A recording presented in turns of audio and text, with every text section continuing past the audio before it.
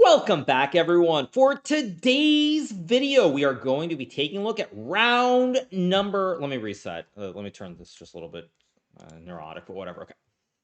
Welcome back, everyone. For today's video, we are going to be taking a look at round number 7 of the Qatar Masters Open being held here in Doha. Now, Magnus Carlsen, the 5-time former world chess champion, has been on a rampage ever since he lost a game early and drew against one of the Indian prodigies. However, Magnus has played a lot of Indian players in this event, and today he gets his 6th Indian player out of 7 games. The irony being, of course, the one game that he lost was to a non-Indian. That being said, as I mentioned the other day, I consider all these Indian juniors, these Indian players as a whole, to be the disciples of Vishy Anand, who started the whole chess boom in India with his rise and ascent all the way up to world champion over the last 30 years. All right, so let's dive right into the action. So Magnus playing with the white pieces today against Karthikeyan, and we get the move e4. Karthikeyan plays e5. We get knight to f3, and now knight to c6, and Magnus plays bishop b5. We get a6, bishop to a4, knight to f6, and now Magnus plays this move, knight c3. Now, this move is a little bit unusual in this position. White normally plays castles or d3. Now, after castles, black has a plethora of systems that he can play. He can play this move, bishop e7, rook e1, b5, bishop b3, and then you have the Marshall, you have the Breyer, which Magnus played yesterday with d6, knight b8, knight d7, or you can play for knight a5, c5, and d6, which is the Chigorin.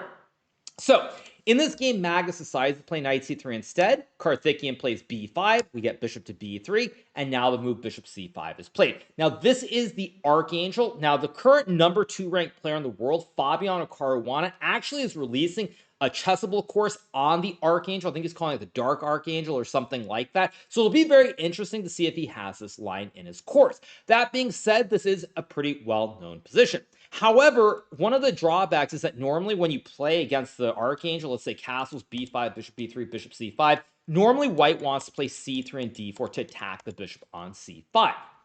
So, in this situation, it's very hard for white to play for the center here with d4 because the knight is in the way of the pawn push to support the move d2 to d4. So here we get the move knight to d5 for Magnus, and now after knight to d5, we get this move d6, c3, and now bishop to e6 is played here by Karthikeyan. All pretty standard so far. It is worth pointing out here, if black were to say castle, for example, after this move d4 attacking the bishop, bishop to a7 and bishop to g5, white has a lot of pressure here, and white is actually much, much better already because black's pawn structure is going to be ruined in the next couple of moves, something like this with knight f5 and queen g4, followed by queen g7 checkmate. So, Karthikeyan plays bishop e6, trying to remove this knight right away. And now if d4 is played, for example, in this position, we get e takes d4, c takes d4, and Karthikeyan is able to trade the bishop for the knight on d5. If black were to play bishop a7, it would already be GG, why not? After knight takes knight, queen takes knight, and d5, forking the knight on c6 and the bishop on e6. And that's all she wrote. So, Karthikeyan plays bishop takes knight. We get pawn takes bishop. And on first glance, you're like, uh-oh, the knight guards the pawn. Both of these pawns are attacking the bishop and the knight. Black is losing. However, black can play bishop to b4 check here, and now you have to stop your king from being captured. So we get king to f1 from Magnus, and Karthikeyan plays knight to e7. Now he's able to save all of his minor pieces here, and Magnus has these double pawns on d4 and d5. However, Magnus is playing this very much in the spirit of AlphaZero, and what I mean by that is that Magnus has moved his king to f1, but he's trusting that his king will be very safe here, because if he ever, say, plays, let's just say, rook b8, or actually, sorry, it's white's move. Let's say we get g3 here, and rook to b8 and king g2. Black does not have a light square bishop, so this king on g2 is actually very safe due to the lack of a light square bishop for black. So king is very safe. However, your pawn on d5 is very weak. So what Magnus is playing for here is what we call the long-term initiative with the two Bs. Now, this is something that we saw a lot of about 4 or 5 years ago during the rise of AlphaZero, which was the strongest chess computer of all time. And what I mean is it would normally sacrifice material for long-term advantages. And one of those big things was using the bishop pair. So Magnus plays queen d3 here. We get the move queen to d7. Magnus goes h4. We get h6, h5. And now we finally have this move knight from e7, capturing the pawn on d5. Now, black is up a pawn here, but black has some issues. Primarily, this bishop on b3 is always scoping out the knight and the pawn on this diagonal. This is something, as I alluded to before, with AlphaZero, where in some cases, a pawn doesn't matter because this bishop can never be removed, so you always have problems to deal with. However, the other issue black has here is where do you castle the king? Now, if you were to castle the king, let's just say white plays move like a4, for example, here, and black were to castle, maybe white can go bishop c2 and try to checkmate on the h7 square. Maybe there's something like rook h4, and then down the road something like g4, g5, and very, very quickly, white is going to be going after this black king on g8. So we get rook h4, played by Magnus, and now Karthikeyan decides to castle queen side, which is actually the correct side to castle on, because after a3, bishop a5, and a4, Karthikeyan plays bishop b6, and his idea is very simple. He wants to create this bastion for the knight on d5 with c6, and hide the king on b7. So we get knight d2, rook e8, we get a takes b5, a b5, knight to e4, and now king b7 is played here. And Karthikeyan essentially wants to get the setup with this great bastion, and the pawns holding the knight on d5. But Magnus, however, is trying to weaken these knights here by bringing his knight to e4 to try and trade off a set of knights, maybe get queen f3 and attack on the diagonal. Again, it looks like Magnus has a lot of play. On top of that, Magnus has been moving very quickly throughout the game, and he's built himself a nearly 30-minute time advantage. So in this position, we get queen to f3 from Magnus. Karthikeyan plays queen c6. Now, the computer wants c6 here, but it's very understandable that after knight takes f6, takes, and bishop takes h6, Karthikeyan wasn't feeling so great here, because now white has evened out the material, and black has some serious weaknesses here on the king side, potentially. If you play g takes h6 and queen f6, now h6 and f7 are weak. Now, computer thinks here that after d5, d4 is a very weak pawn, and black is okay, but I understand why Karthikeyan didn't want to do that. So instead, we get this move queen c6, and this is where Magnus uses a lot of time before playing bishop takes h6. Now, I was obviously focused on my game, which we will get to shortly, but I remember walking around. I saw that here Magnus had about 30 minutes. I was walking around, came back by his board, and he still had not moved. So this is where Magnus decides to go for glory, and he gambles here by playing bishop takes h6. Now, boys and girls, gambit is bad. Do not gamble. Magnus tries to gamble with bishop takes h6, and I think the main reason he goes for this gamble is due to the tournament situation and the fact that he's playing someone much lower rated. I strongly believe that if Magnus were playing against a Jan Nepomniachtchi, myself, or Fabiano, there's a very good chance he would just trade the knights on f6, trade the queens, take the pawn, and after rook f8, bishop b3, simply make a draw. But Magnus is playing a player who's more than 220 points lower rated than him. He has the white pieces, but even besides the rating, he also needs to win this game to try and stay in the hunt for first place. So for that reason, Magnus decides to play this move, bishop takes h6, and now we get a major imbalance because Karthikeyan sacks the rook for the knight on e4. We get rook takes rook, pawn takes bishop, and now black has a pair of these knights in return for the rook on e4. Now, computer thinks that black is winning here objectively, but for Magnus, when he goes rook e1, he's figuring, well, there's a slight imbalance. I have a 3-on-2 pawn majority on the king side. The knights are not necessarily stable here. Maybe I can stack the rooks. Maybe I can go rook c1 as well, do this diagonal. And it just feels like, in general, white has a lot of play. Combine that with the fact that he's playing a player who's 26-11. His opponent has 3 minutes on the clock. Magnus decides that the gambit is worth it. So here Karthikeyan plays king b8, which is an excellent move, the only move to keep the advantage here because black has some serious issues. If you, say, move the knight away from f6, spaghetti-o, you lose the knight on d5 in the game. You move this knight, you lose that knight. So you can't really move either of these knights, they're connected here, but if you play a move like even rook to g8, for example, white can go rook e to c1, and suddenly the problem here is that your queen is under attack, you can't block with the bishop, and when you move the queen, now suddenly the knights fall off the board and you resign. So king b8 is an excellent move here, because now if white plays rook to c1, you go queen b7, and you remain in control here with the knights being guarded by the queen. So Magnus plays rook e2 here, and now Karthikeyan plays queen b7. Apparently not the best move. Computer wants rook g8 and rook g5, but obviously low on time. You don't want to hang any material, and queen b7 ensures that the queen will never be hanging on c6 either. Say you were to move the knight, you lose this one, everything feels just a little bit loose. So queen b7 is a very good conceptual move, because what Karthikeyan wants to play here is that if you play a move like king g1, after c6, now the queen guards the pawn on f7 against attacks, and now the knights are reinforced by the pawn on c6, which also guards the pawn on b5. So Magnus decides to take on d5, get knight takes bishop, and Magnus plays queen takes f7, and now Karthikeyan plays another excellent move with limited time, which is c6, connecting the pawns, guarding the knight, and now the queen has free access on the 7th rank. Now here Magnus trades the queens. Surely Magnus does not want to trade the queens due to the time situation. If you can keep more pieces on the board, there are more attacking possibilities and less obvious moves for your opponent. Nonetheless, Magnus does trade the queens, and now he goes rook to d1, because the one thing Magnus has here is he's got a 3-on-1 majority on the king side, but also this bishop on b6 is not really in the game right now, so if you can keep this bishop out of play, that might give you enough time to push p on the king side. So after rook d1, Karthikeyan plays king c7. We get rook to e6. Important move here, because if black can put this king on d7 and stop any entries on the 6th or 7th rank here, black will eventually win the game, because the rook and the knight will be able to go after this pawn on h5. Say king g2, rook g8, king f1, and rook g5. And if you lose even one of these 3 pawns on the king's side, you will lose the game. So Magnus plays rook e6, and now we get rook f8. Perfect move here. Rook to h8 is the more intuitive, obvious move, but after rook to h8, white can play rook g6, and after king d7 and say g3 here, black is still a little bit better, but this rook on g6 is very, very well placed, always targeting the pawn on h6, and now white can try to bring the other rook into the game down the road. So when Karthikeyan goes rook to f8, this is when it starts to become clear that Magnus is in serious danger of losing the game, and the Magnus effect is simply not working.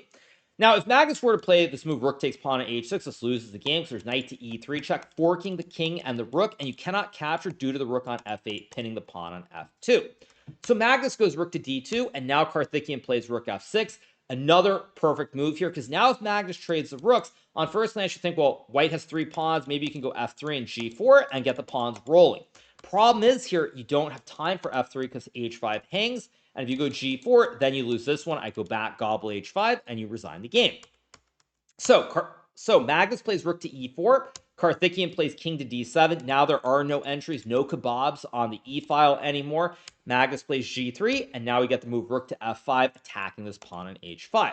Here, Magnus plays the move g4, and now we get rook to f7. And now the problem for Magnus is that he would love to get f4 and something like g5, start pushing p on the king side and win the game, but you can't ever go f4 because then there's knight takes pawn, which essentially means you cannot push p on the king side here because the pawns are effectively blockaded. So Magnus plays rook to d3, and Karthikeyan here plays knight c7. Computer wanted knight to b4 as well, but knight c7 is a great move, rerouting the knight to e6, where it will once again stop both the f and g pawn from rolling up the board. But additionally here, Karthikeyan wants to play something like d5 and knight e6. So now not only do you blockade the f and g pawns here, but now you want to win this pawn on d4. And if you ever win this pawn on d4, let's just say rook e1, knight d4, for example, now suddenly black starts pushing his own p on the queen side and will probably win the game. So Magnus plays rook e3, Karthikeyan plays knight to e6 here, going after the pawn on d4, and now Magnus plays d5. Now, there's somewhat of desperation here for Magnus, what he's doing. A, he's trying to break up these 3 connected pawns. B, he's also trying to get rid of a weakness, this d4 pawn, and he's hoping for a miracle. So Karthikeyan takes, Magnus goes rook to f3, and now Magnus is desperate to trade off the rooks. But Karthikeyan says, no, no, no, I'm not going to trade off the rooks, and he plays rook to g7, attacking the pawn on g4. Here, Magnus plays rook takes d5, and now Karthikeyan plays this move rook takes g4. The time control has been reached. This is move number 40, and now Karthikeyan gets an additional 30 minutes. Now, the way Karthikeyan has played this is impressive. It is impeccable. He has played this nearly perfectly for the last 20 moves, despite not having a lot of time on the clock. And now it's very clear that if Karthikeyan does not lose his mind, or he does not feel that patented Magnus effect, he is going to win the game against the 5-time former world chess champion. So Magnus plays the move rook to f6, and now Karthikeyan plays bishop d4. An excellent move here, creating the classic wooden shield here with the bishop on d4. But beyond that, the bishop targets both pawns, all the while covering this h8 square, where white desperately wants to get this h-pawn. So Magnus plays rook takes h6, Karthikeyan goes rook to f4, demonstrating great understanding of both the wooden shield as well as the right triangle techniques, and Magnus can effectively resign here. So Magnus plays rook takes b5. We get rook takes f2 check, king e1, not king to g1, because after rook to f6, we have a classic fossil, and black will win the rook on h6 and the game. So Magnus goes king to e1, and here Karthikeyan plays knight c5, which is the crusher. If Karthikeyan were to go knight f4, trying to get the knight to d3 via this square, white can still play rook to b3 and have some glimmer of hope here, because this move is not available. But after Karthikeyan plays knight c5, now the knight covers the b3 square, so the rook can't go back, and knight d3 is simply GG on the spot. So Magnus plays king d1, we get bishop to e3, and here Magnus Carlsen resigns, for the second time in the Qatar Masters Open here in Doha. He resigns in view of the fact that after he plays a move like rook h7 and king c6, if he goes rook b8, black can play this move knight to d3 here, threatening checkmate in one. Say you go h6, we get rook d2, GG on the spot. King has no squares available. And if you play this move rook to c8 after king d5, the only way to stop mate is with rook c2, but after knight takes b2, checking the king.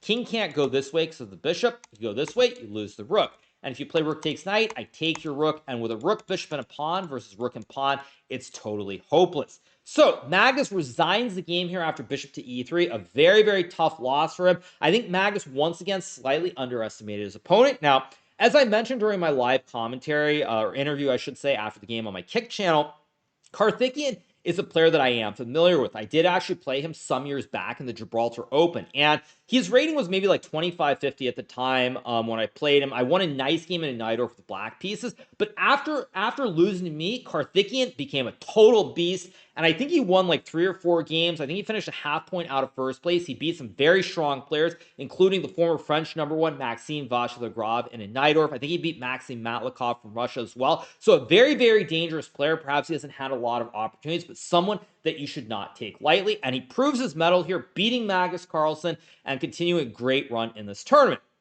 Now, for Magnus, it's a heartbreaker. He loses the second game to a quote-unquote low-rated player. But in this one, as well as the first one, he simply gets outplayed from start to finish by his very strong opponent. And there's really nothing Magnus can do other than tip his cap to Karthikeyan, especially in this case, because Karthikeyan was very low on time, found some really, really good moves, and just played good move after good move after good move. And it's very clear that the 2600s today, they're much different than 2600s of like 5-10 years ago. And you always have to be on your tippy toes. So Magnus loses his game, and with that, Magnus now effectively is out of the running to win the event. So let's go to my game now. So in the 7th round, after a tough draw with the white piece against David Paravian, I do not get an easy opponent. I get paired against Parham Maghsoodloo, the current #1 ranked player from Iran. So this game starts with c4. I play e6, knight c3, d5, get takes, d4, and now I play c5. And much in the spirit of yesterday, my opponent David Paravian played the semi-trash against me. Today I decided to play the pure trash, because trash is trash, and why not play trash? So I do play c5, and jokes aside, for anyone who's wondering, of course, technically it's called Tarrasch, after the famous German player Sigebert Tarrasch, who was a famous chess theoretician about 100 years ago. So c5 is played, we get knight to f3, I play knight f6, bishop g5, bishop e6, and here Parham surprised me slightly with this move a3. Now, this move is not new per se, it's definitely been played quite a bit, but many of the systems that I looked at before the game, including like e3 or say g3, feature this move c4 followed by bishop to b4. So as soon as Parham played a3, I had a feeling that knight c6 was the best move, but I really wanted to try and make c4 work, because c4 is very explosive after all. So I knew it was not the right move here, but I still was very stubborn, and I didn't want to go for something different with a slightly worse position after, say, knight c6 and, say, e3 and bishop e7, where potentially I can end up with this isolated pawn on d5. So when all is said and done, I play c4. Parham takes the knight on f6. I take with the queen, of course. If I take with the g-pawn, now there's double pawns on f7 and f6, which don't look very good. So we get queen f6. Queen a4 is played. I go knight d7. And now Parham plays this move, knight to e5. Now, one thing that's amazing is that already I thought I was under a lot of pressure in this game, but the computer simply laughs in my face because it's 3500 and it just knows chess better than I do. And what I mean by that is here I'm already very worried because there's this pin of the knight on d7. If I play, say, bishop e7, after knight takes d5, I can already resign the game here. Because if I take this knight, I lose this knight, and after king f8, queen d5, it's GG, why not on the spot? So in this position, I'm feeling it's big pressure because of the pin here, the weak pawn on d5. It feels very iffy. But the computer says that in this position, I can play this very calm-looking move, pawn to a6, because here if white plays knight takes d5, I just go queen to d8 here. And after knight takes d7, I just calmly play b5. I ignore these knights here. And after queen c2 and bishop takes d5, knight takes f8.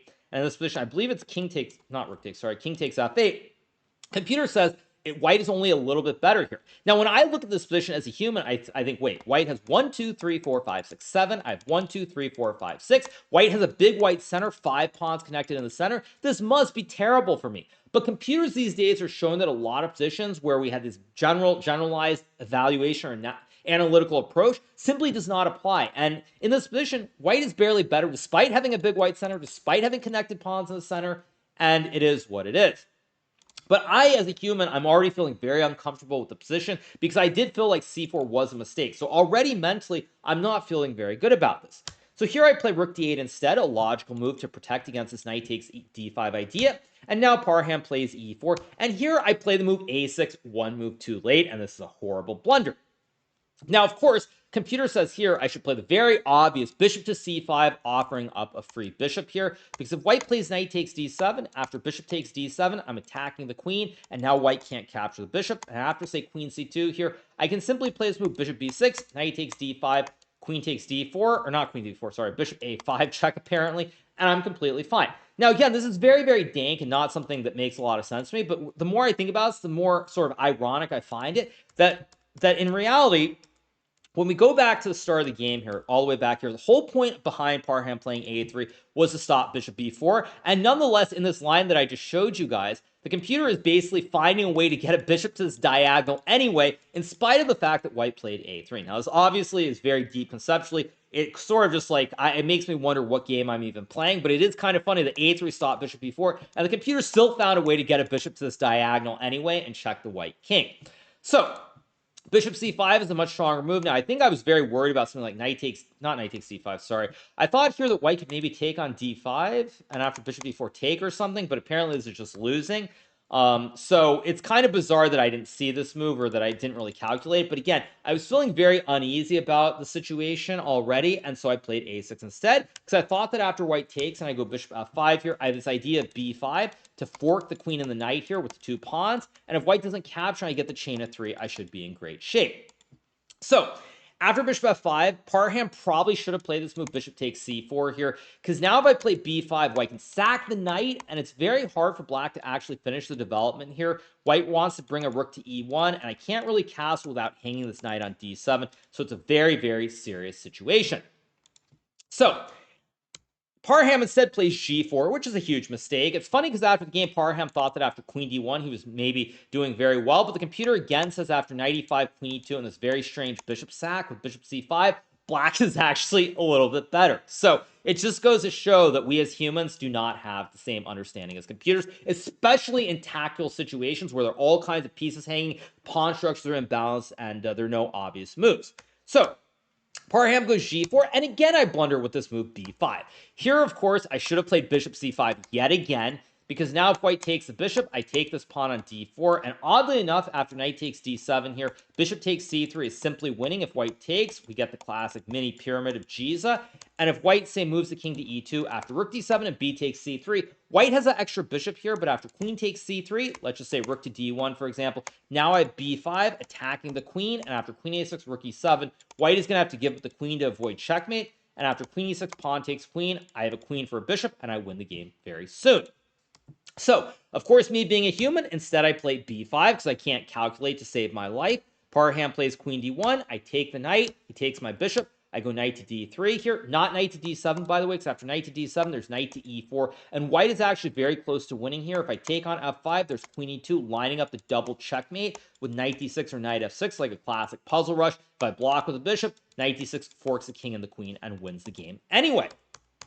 So instead, I have to go knight d3, Parham trades and takes the pawn, and now the dust is somewhat settled. I should be able to castle my king or finish my development. However, I am down 2 pawns, but the 2 pawns I'm down here are not the worst pawns in the world because they're 2 sets of double stacked pawns on f2 and f5 and d4, d5. So I felt that from a practical standpoint, while I'm in trouble, I have pretty decent chances to save the game. So we got knight to e4, I play queen to b6 here, and now Parham plays this move d6. Now, computer here simply laughs in my face, and it says after rook g1, castles, and king f1, so what, white has these weak double pawns. What you going to do about the double pawns? How are you going to win them? Because essentially, white just wants to manually castle the king with king g2 and king h1, bring the rook to the center, and because it's a dark square bishop versus these light square pawns, it's not easy to eliminate them. But Parham, like a human, assumes that I'm going to have some way to attack them, so he plays knight e4 instead. Now, queen takes f5 would lose to the classic fossil with knight d6 here, and after rook takes knight, queen takes queen, I resign.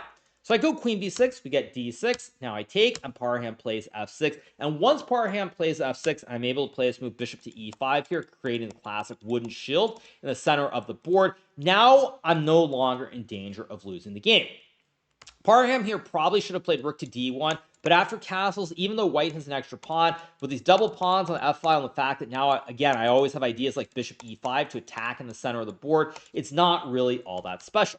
So we get the move f6. I played bishop to e5 here. Parham takes on g7. I take back with the bishop. And now it's very clear that I'm going to win the pawn on d4 or b2, and I should be okay. So we have d5, bishop takes b2, Parham plays rook to a2, and now I retreat the bishop back to e5, keeping my wooden shield intact.